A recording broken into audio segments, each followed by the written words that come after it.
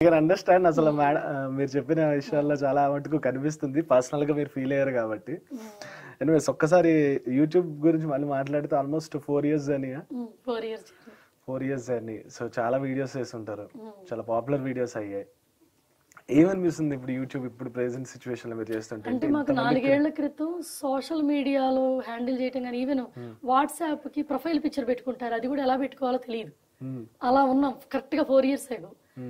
ఈ కోవిడ్ టైంలో బాగా ఖాళీగా ఉండబట్టి మొదలుపెట్టి ఎక్కడ ఏదో అనుకుంటే ఏదో అయ్యింది. నేను లాస్ట్ ఇయర్ ఇండియా ట్రిప్కి వచ్చినప్పుడు చూసిన ఆ అభిమానం, ఎక్కడైతే తెలుగు పీపుల్ ఎక్కడ ఎక్కువ మంది ఉంటారో వాళ్ళ మధ్య మనం అభిమానం చూస్తాం. ఇప్పుడు ఎక్కువ మంది తెలుగు పీపుల్ ఉండేది ఇండియా, అమెరికా, దెన్ యూకే, తర్వాత అదర్ కంట్రీస్ లో. బట్ ఎక్కడికి వెళ్ళినా అభిమానించే వాళ్ళు కనిపించడం వల్ల ఒక సాటిస్ఫాక్షన్ వస్తుంది. సో మనం ఉన్న ఈ ప్లాట్ఫామ్ ని ఏదన్నా మల్టీపర్పస్ యూజ్ చేయాలనిపిస్తుంది, అంతేగాని నా పర్సనల్ బిజినెస్ కి అసలు ఈ ప్లాట్ఫామ్ ని వాడటం ఇష్టం లేదు. కానీ చాలా మంది కామెంట్స్ కి మీకు కింద కామెంట్ చేస్తుంటారు కదా, అంటే మీరు ఎంత సంపాదించుకుంటున్నారు, ఎంత తింటున్నారు, అది ఇది అని. సో దాని మీద మీరు ఒక వీడియో కూడా చేశారు. చెప్పారు, అవును. వీడియో అంటే ఆ తర్వాత కూడా ఇప్పుడు కుక్కకి ఏమని ఉంటది, కరవాలనే ఉంటది. ఇప్పుడు నువ్వు కరవద్దమ్మా మంచిగా పద్ధతిగా ఉందండి కుక్క అనదు కదా, దాని నేచర్ అది.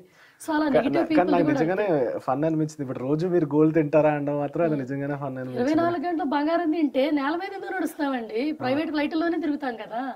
ఇప్పుడు సింపుల్ అండి, మేము యూట్యూబ్ లేనప్పుడు కూడా 10 సంవత్సరాల క్రితం మేము ఇద్దరం జాబులు చేసేవాళ్ళం.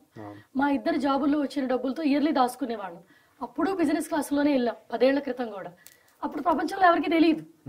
ఇవాళ బిజినెస్ క్లాస్ వెళ్తుంటే యూట్యూబ్ డబ్బులు, బిజినెస్ డబ్బులు, ఏదైతే ఏంటి ఎండ్ ఆఫ్ ది డే మేము సంపాదించుకుంటున్న డబ్బులే కదా. ఇవాళ కనిపిస్తుంది కాబట్టి వీటి మీద డబ్బులు వస్తున్నాయి అంటున్నారు. వీటి మీద డబ్బులతో ఒక్క ట్రావెల్ కూడా పనిచేయదు.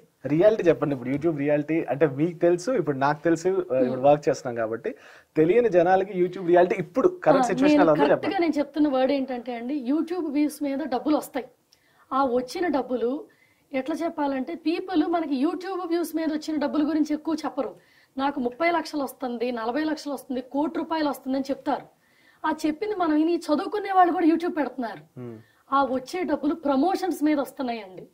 కొన్ని కనిపించే ప్రమోషన్స్, కొన్ని కనిపించని ప్రమోషన్స్ కాంటాక్ట్లు పెట్టుకోవటం వల్ల వస్తాయి.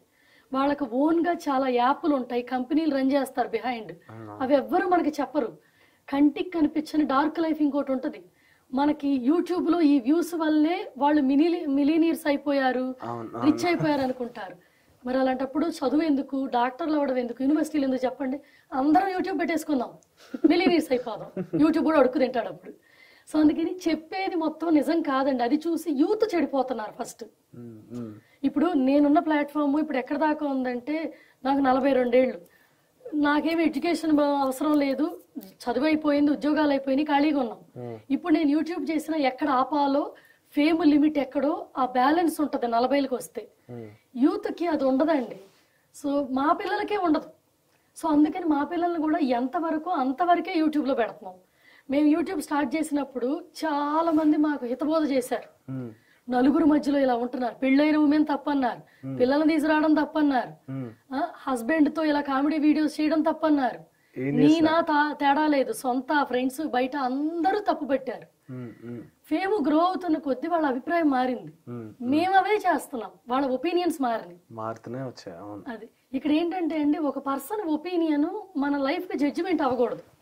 ఒక పర్సన్ యూట్యూబ్ లో నాకు ఇంత వస్తుందని చెప్పగానే అది మన లైఫ్ డెస్టినేషన్ పెట్టుకొని చాలా మంది మారిపోతున్నారు. ఇప్పుడు నేను చెప్పాను అనుకో, అయినా నన్ను నమ్మరు, నీ అనలిటిక్స్ చూపించంటారు. అది చూపించినా అందులో గ్రాఫిక్ చేసింది అంటారు. చూపించి తప్పవటమే, చూపించకపోయినా తప్పవటమే. ఇక్కడ ఏంటంటే నిజం చెప్తే నమ్మరు. సింపుల్, నేను ఒక మాట చెప్తానంటే, నేను పేర్లు తీసి కాంట్రవర్సీగా వెళ్ళటం నాకు ఇష్టం లేదు. పర్సనల్ గా మాట చెప్తాను. ఇప్పుడు ఒక పర్సన్ వచ్చి నీకు జాతకం చెబుతాను, రేపు తర్వాత నీకు ఇట్టగా అవుద్ది అంటే ఆ పర్సన్ ఎంత నమ్ముతారో. అదే పర్సన్ వచ్చి నువ్వు హార్డ్ వర్క్ నమ్ముకో అంటే వీళ్ళకి ఏం తెలియదని ఆ చెప్పిన పర్సన్ అనుమానిస్తారు. ఇప్పుడు ప్రజెంట్ అది జాతకం ఎప్పుడు నమ్ముతామంటే, మనము వీక్ గా ఉన్న రోజు జాతకాన్ని నమ్ముతాం. హార్డ్ వర్క్ ఎప్పుడు నమ్ముకుంటామంటే మన మీద మనకు కాన్ఫిడెన్స్ ఉన్నప్పుడు నమ్ముతాం. కరెక్ట్ గా ఇక్కడ నుంచి 5 సంవత్సరాలు 6 సంవత్సరాల క్రితం నేను చాలా వీక్ పర్సన్. ఎంత వీక్ పర్సన్ అంటే, ఒక పిల్లి ఎదురొస్తే వెనక్కి తిరిగి కారు కూడా ఆపేసేదాన్ని. కారు ఆపేసి కారు చుట్టూతో వెనక్కి తిరిగి 4 అడుగులు వెనక్కి వేసి కారు స్టార్ట్ చేసేదాన్ని. నా కొడుకు తెలిసేది. వాడు ఎంత ఫీల్ అయ్యేవాడు, ఎందుకు ఆల్వేస్. వాడికి అప్పుడు 5-6 ఏళ్ల వయసులో అలా ఉండేదాన్ని. అంత డెలికేట్ మైండ్. పిల్లి ఎదురొస్తే అపశకునం, కుంకం పడిపోతే అపశకునం, ఓకే అండ్ నల్లపూసలు దిగితే అపశకునం, అండ్ ఇంకోటి గాజు పగిలిన చాలా ఉండేవి.